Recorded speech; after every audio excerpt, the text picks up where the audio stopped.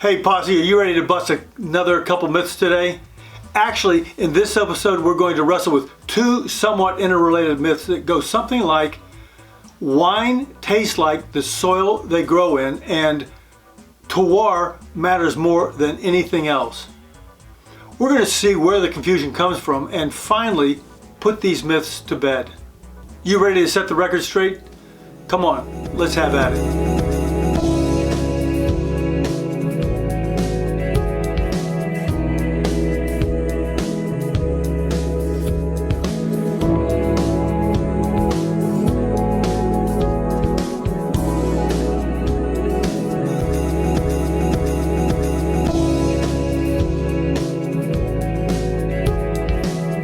The wine world is full of myths and false facts. Consumer education is gradually increasing, but still some misinformation is floating around out there. I'm here to clear up some of the more obvious truths, that was easy for me to say, and misunderstandings surrounding our beloved grape juice. I have a whole series of videos that bust some of these wine myths. Some episodes are more in-depth, covering just one myth, while others, like this one, cover several myths in one video.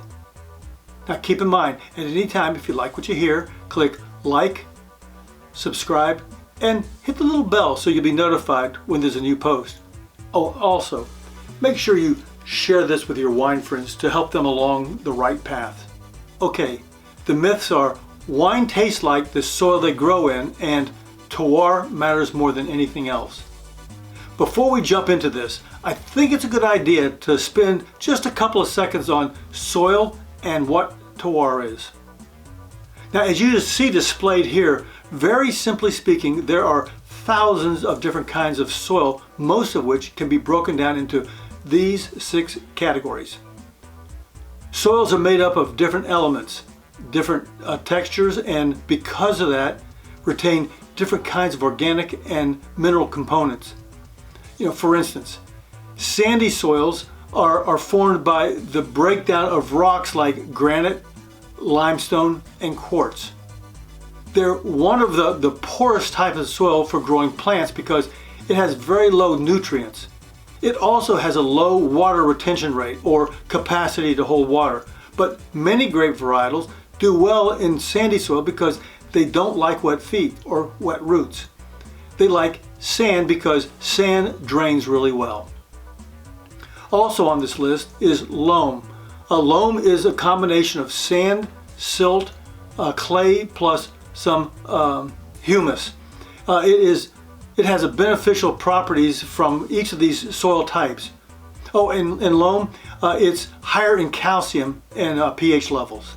So the question comes up, does wine taste like the soil it comes from? It's very common to believe that if a vine is grown in a certain soil type, then it will take on the flavors and certain textures associated with that soil.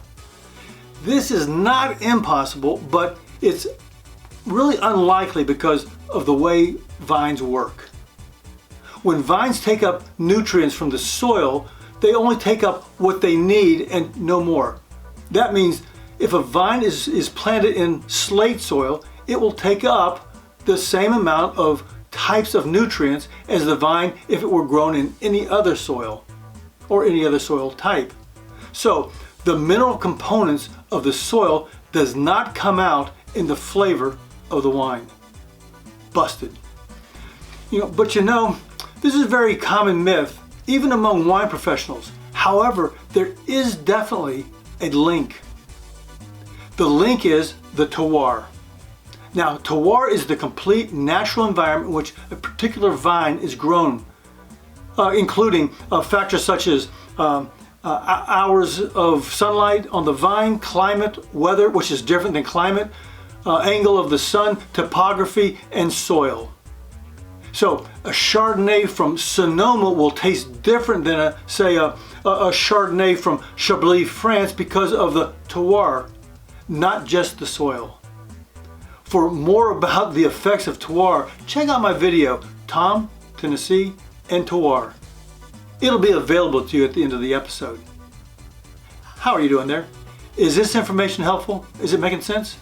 If it is, write Asti in the comments below. Now, speaking of terroir, that brings us to the second myth. Terroir matters more than anything else. Again, terroir has to do with the climate plus the weather, soil, terrain, and all the stuff in the natural environment that the grape or the grapevine grows in. This is the age-old question or debate, nature versus nurture. Some will say that terroir, nature, is the most important thing, while others will say that nurture, which is the enologist or the winemaker, is the most important thing. Some will even ask the question, which would you rather drink? A wine made by a great producer and a seasoned enologist from a lesser known region of the world, or a wine from a world-renowned region made by an unknown producer and an untested winemaker? Typically, most experts will follow the winemaker. Personally, I sort of blend the two, nature and nurture, leaning a little bit more towards the nurturing side or the winemaker. Terroir obviously matters, but I love the way winemakers, whether relatively new at it or a seasoned enologist, puts their personality, their fingerprint on the wine.